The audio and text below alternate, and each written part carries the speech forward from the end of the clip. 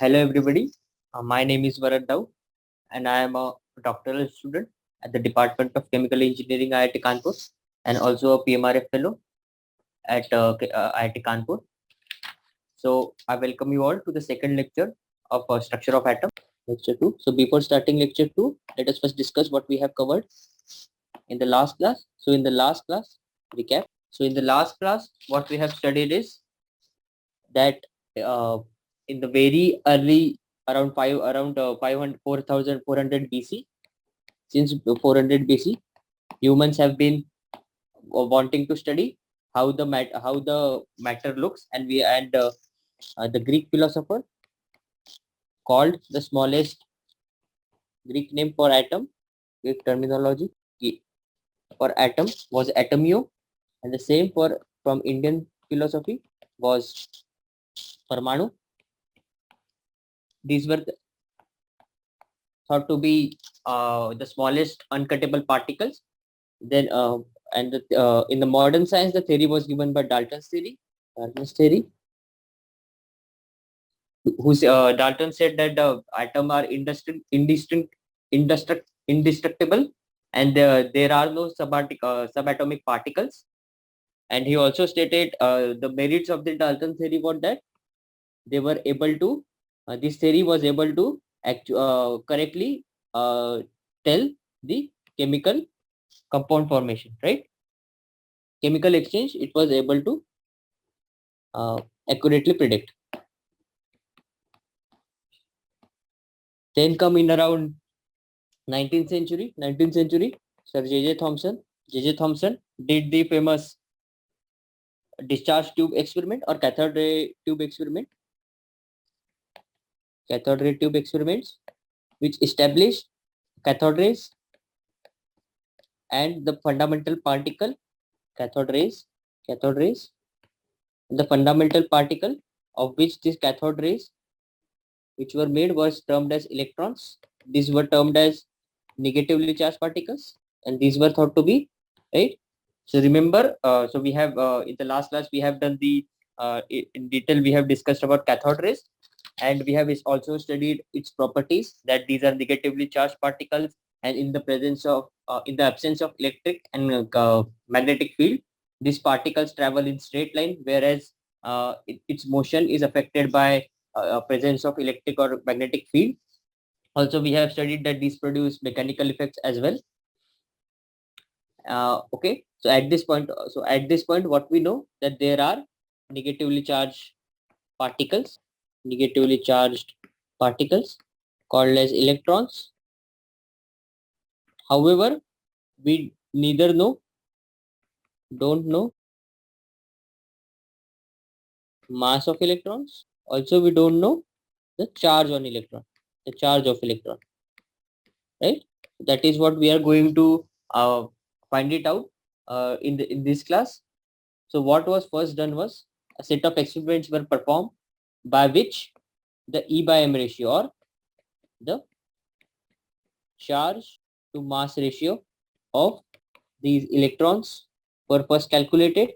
Then so this experiment, we will discuss about this experiment in the later part of the lecture. So first you remember that we have E by M ratio was first calculated, and then after this E by M ratio, the charge, the value of E, or let's say here we don't use E, we use Q by M ratio, where Q stands for the charge on electron. Okay, once this was calculated, and then if somehow we are able to calculate either the charge using this ratio, we would be able to calculate the mass, or vice versa. So what was done was the mass experiment by Professor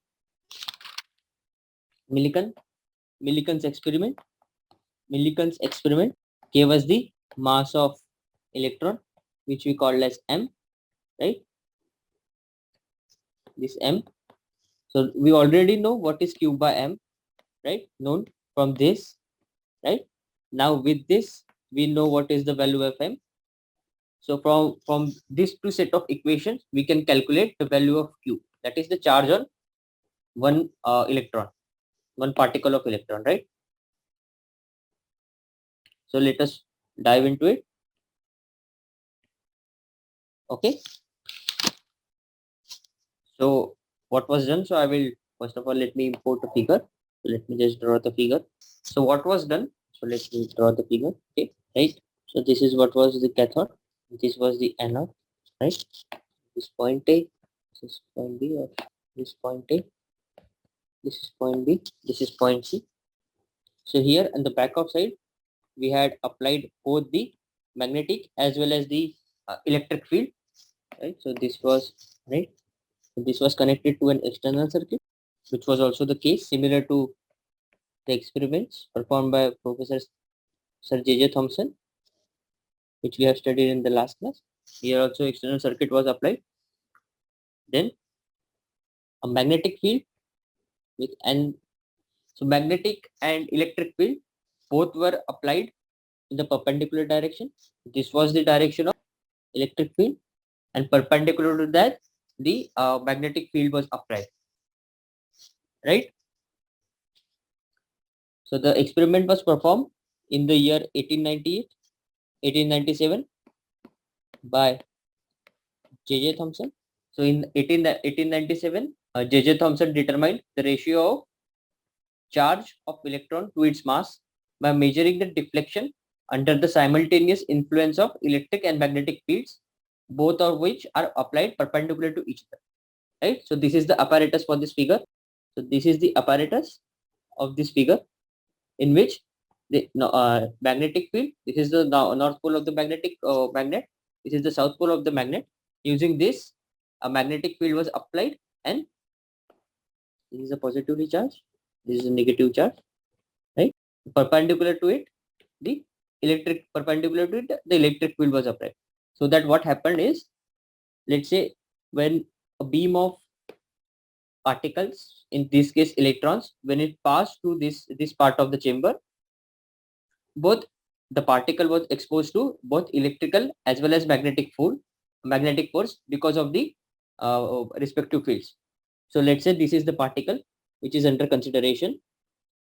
So the electric and magnetic field, as they are applied to in perpendicular direction, what happened is, and remember there is no gravity involved in here, right?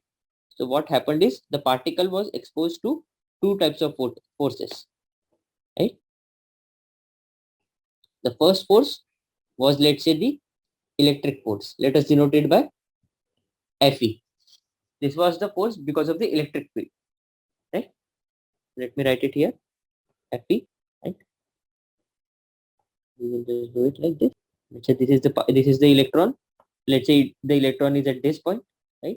Right here, this is what we are considering in here. So this is the electron, and this is the force because of electric field. Okay, so Fe is the force on electron due to electric field, right? And opposite force is the Fm. Let's say this Fm is force on electron due to magnetic field. Let's say the axis which we are considering is this one. This is x, this is y. No gravity is involved. Gravity is not involved. Gravity is not involved. So what happened?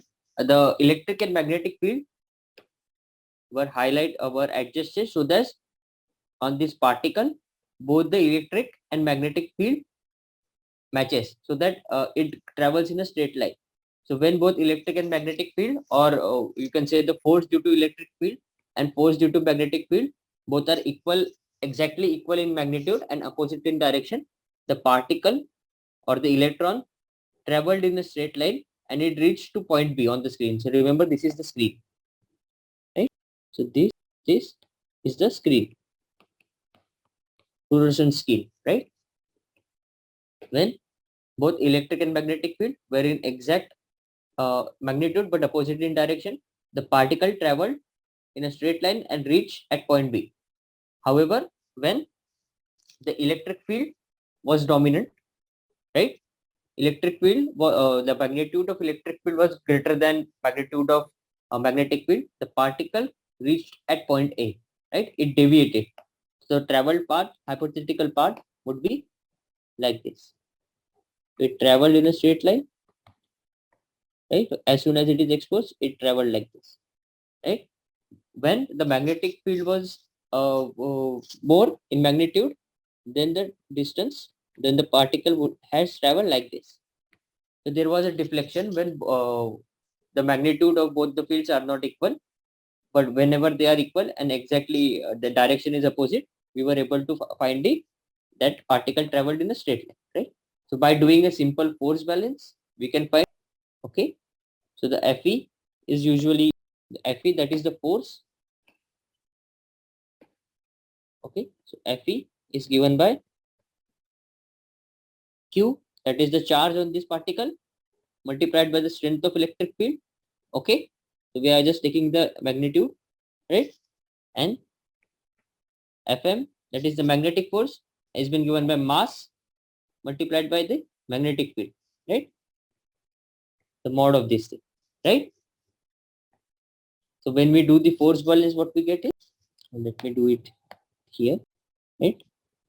Fe magnitude is nothing but Q into E, and Fm is nothing but M into P. So E represents the strength of electric field and B represents the strength of magnetic field, right? As these forces exactly balance out, what we get is Q into E is equal to M into B.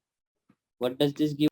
This gives us Q by M is nothing but B by E, right?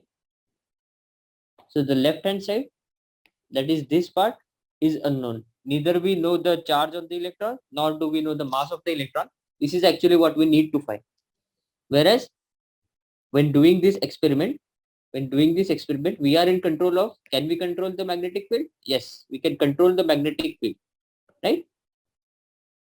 Can we control the electric field? Yes, we can control the electric field using this, how much voltage we apply, right? So the RHS of this equation is known to us experimentally, and LHS is unknown. So using this criteria, using such kind of an experimental design, J.J. Thomson was able to find the uh, charge to mass ratio of electron. So he conducted these experiments for multiple gases in variety of conditions of electric, by varying the strength of electric and magnetic field, and he was able to achieve that. He was able to establish that the Q by M, or henceforward we will denote the Q as E. So E by M is, it comes out to be approximately equal to 1.758820 into 10 raised to power 11 coulomb per kg, right? So this is how the charge to mass ratio of electron was found by Sir J.J. Thomson, right? So let us understand different aspects of it, right? So this apparatus shown in this figure, right? This apparatus shown in this figure, okay? So a high voltage was maintained between the cathode and the anode and accelerated by high voltage. So clearly, the cathode rays would emerge from this, okay, consisting of electron. Now let us understand how effects of this. So the magnitude of negative charge on the particles. So greater the, so let me write this down, okay. Point which is to be noted is, greater the magnitude of the charge on the particle, greater is the interaction with the electric or magnetic, right? And there, greater the deflection. So when we say about deflection, we are talking about this distance, right? So higher the strength of electric and magnetic field, more will be the deflection, right? It can either go to point A or point C, right? Then mass of particle, let me highlight it, greater the deflection, right? Then the extent of deviation depends on the mass of the particle, right? Which is also intuitive. Greater the mass, lower will be the deflection. Lighter the particle, greater is the deflection, right? For the third point, strength of electric and magnetic field, right? Strength of electric, which we are denoting by E, and magnetic, which is B bar, right? So the deflection of particles from their original path increases with increase in the voltage across the electrodes or the strength of magnetic field. When only the electric field is applied, the electrons deviate from their path and hit the cathode ray tube at point A, right? Right. So we are talking about this.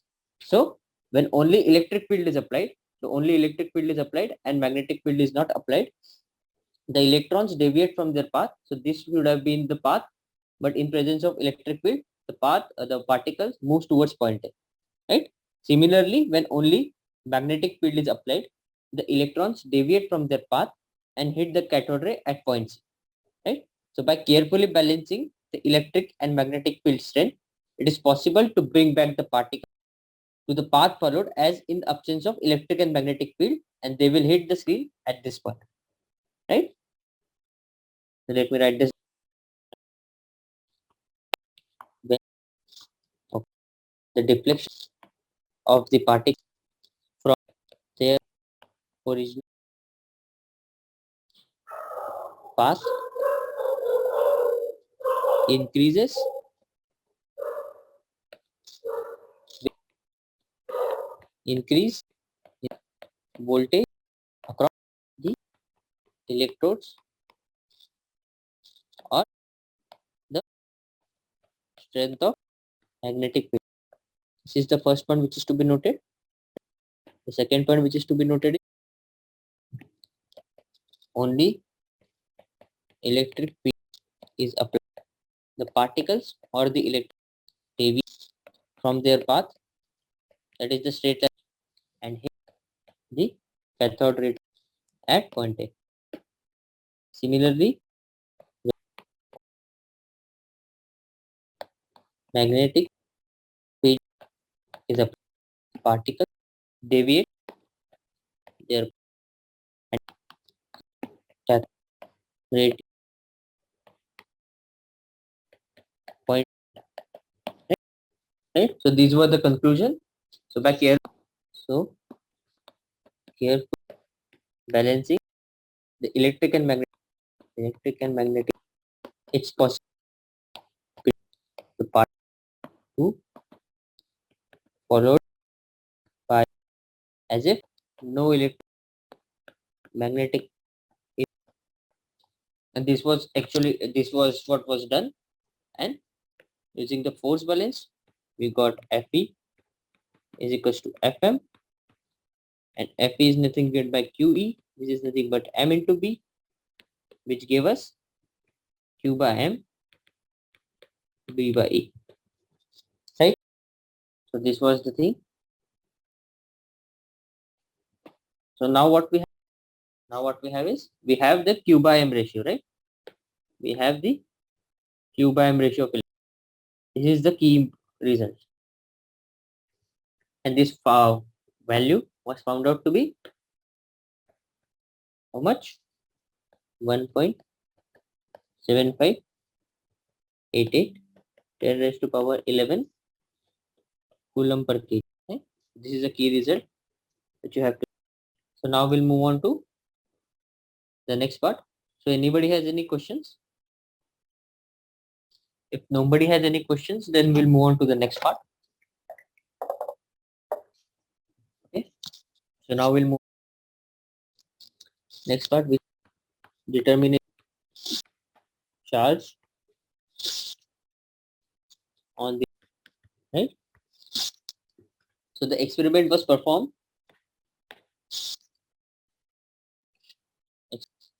was by R.A. Millikan in 1909, right? So in the previous up till now, what we have used is we have used the gaseous particles. But in this experiments, the gaseous particles was not used. Instead of gaseous particle, what was used was liquid, liquid as liquid substance was used, and gravity was also used. So up till now, the gravity did not play any role. However, in this experiment, gravity played role.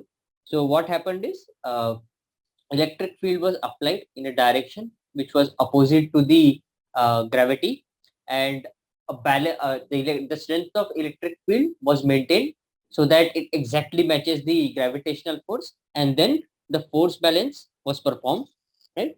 The force balance was, let's say this is the drop. So I will show the detailed picture, but just let's say this is the droplet, right?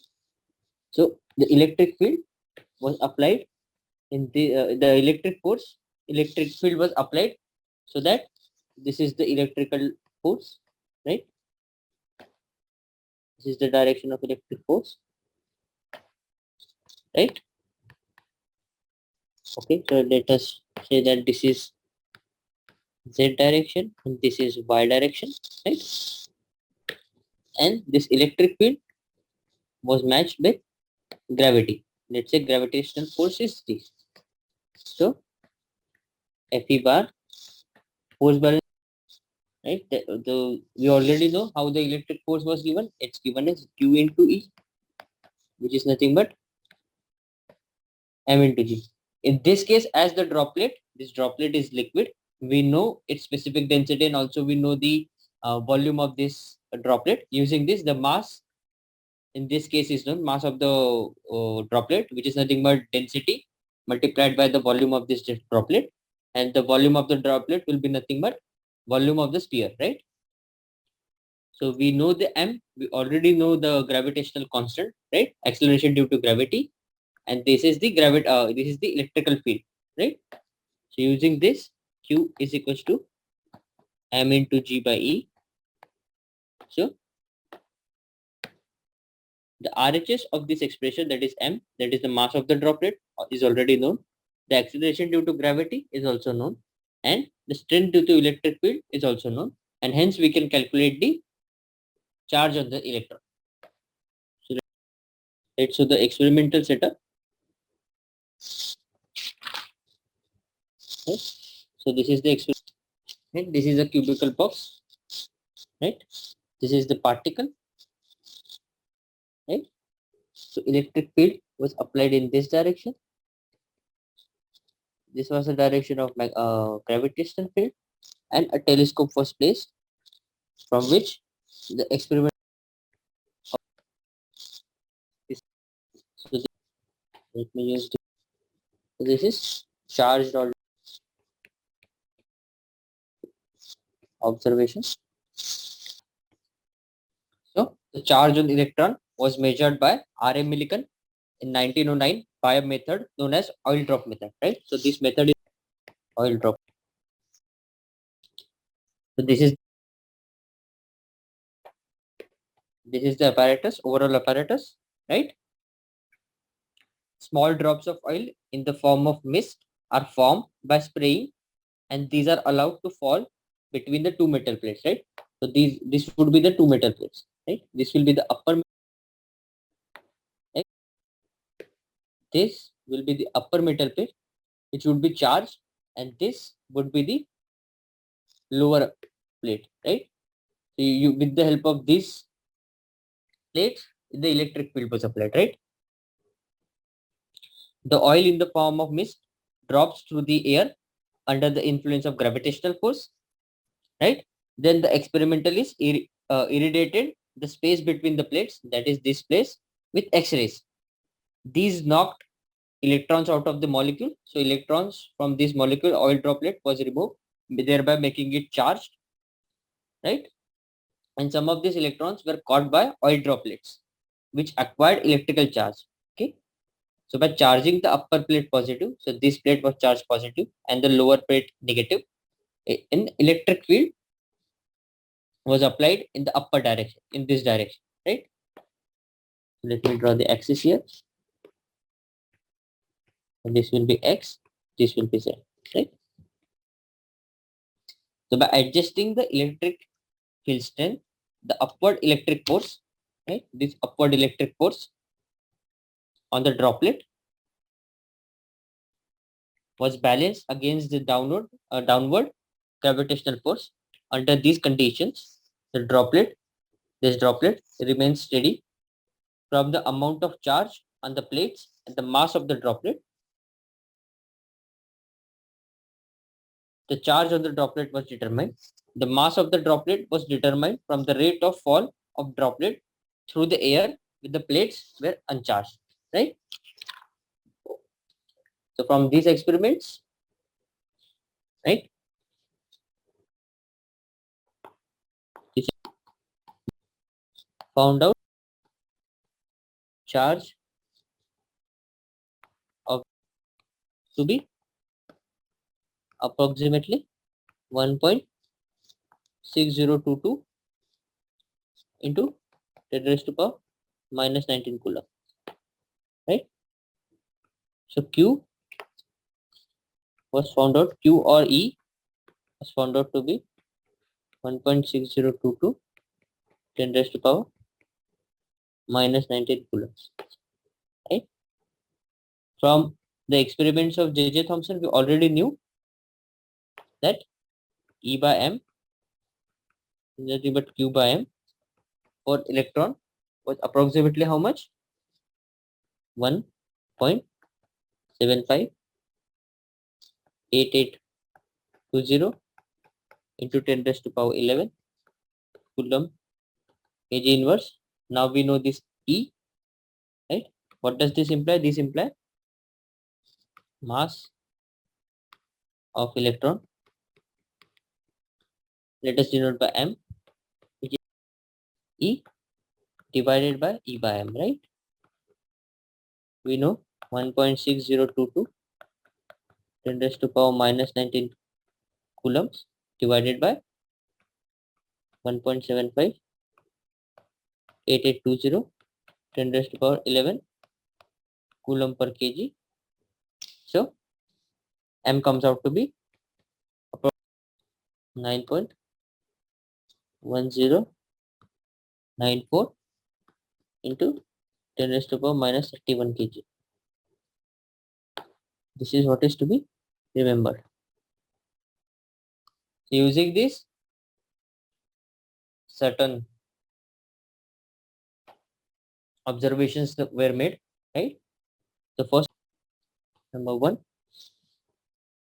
the mass of electron is much mass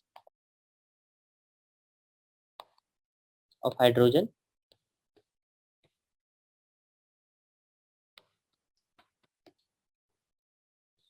the mass is approximately 1 by 1/8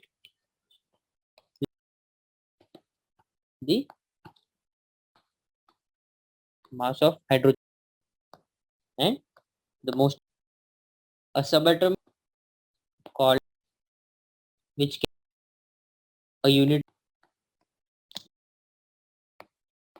1.6022 10 minus 19 coulombs and has a mass of 9.1 into 10 raised to power minus 31 kg equal to 1 by 1837. The mass of was discovered, right? So let us first discuss how this was calculated, how it was established, how the mass of electron is about 100 and 1837 times the mass of hydrogen atom. Okay, let us discuss this first, right? mass of can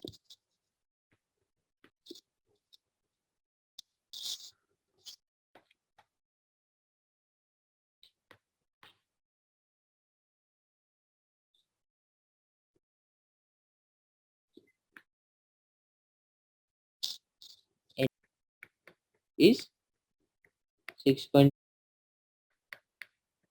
raised to power, right? That is nothing but Avogadro number. Hence, what 1 gram of hydrogen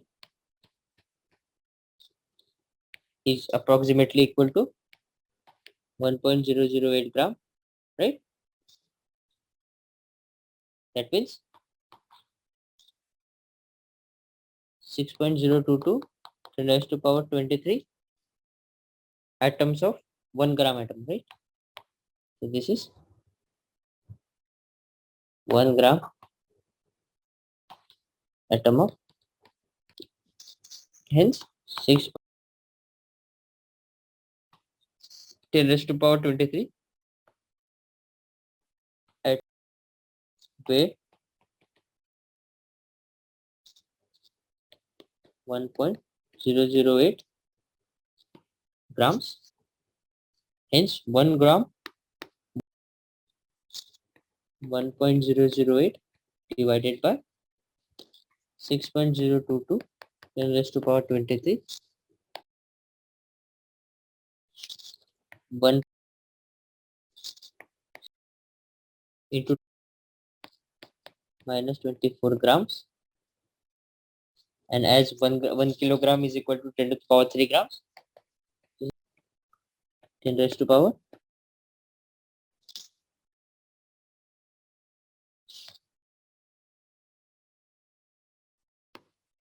mass of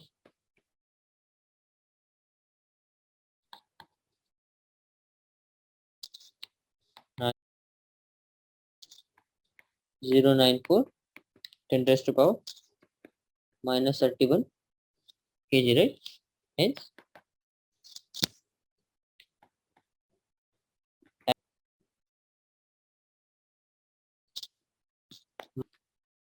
is 1.674 10 raised to power minus 27 kg divided by 9.1094 10 raised to power minus 31 kg, which is about 1837, right? An atom 1807, then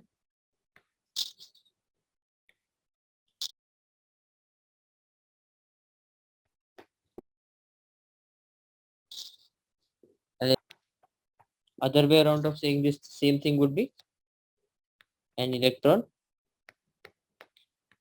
is electron has a mass which is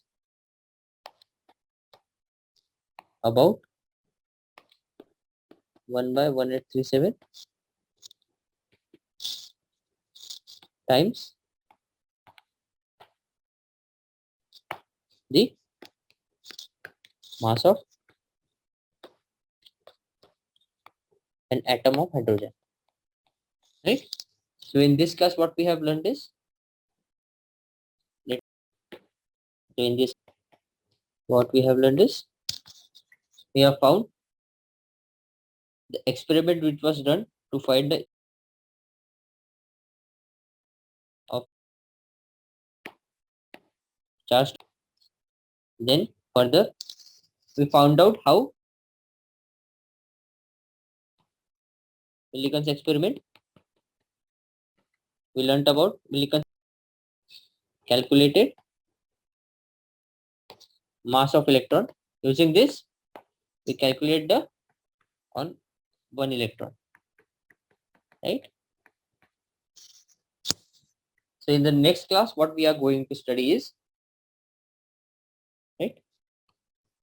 Naturally, we know that the things around us are usually chemically neutral. That means the atom has to be chemically neutral, right? So the questions which we will answer is, as there is an electron particle, electron uh, which is a negatively charged particle and has very less mass, there has to be some particle which we will find that it's called proton, which is a positively charged particle, right?